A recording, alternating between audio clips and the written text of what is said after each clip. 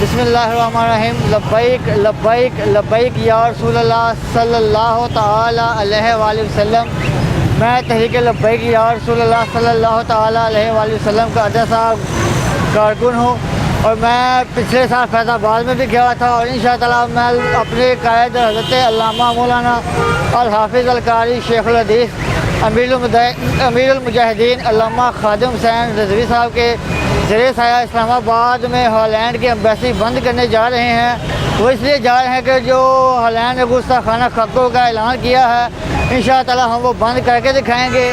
نہ ہم مذمتی قرارداد پیش کریں گے، ہم عملی کام کر کے دکھائیں گے، کیونکہ امام مالک نے فرمایا تھا ماں بقال امتی بعد شتم نبیھا، کہ جب تک ایک بھی گستاخ رسول ہے تو حضور کی امت ساری مر جائے، اس کا جینے کا کوئی حق نہیں۔ تو ہم جینے کے لیے جا رہے ہیں، انشاءاللہ ہم عملی کام کر کے دکھائیں گے اور ہالینڈ کی ایمبیسی کو تعلقہ کریں گے انشاءاللہ۔ لبیک لبیک لبیک یا رسول اللہ۔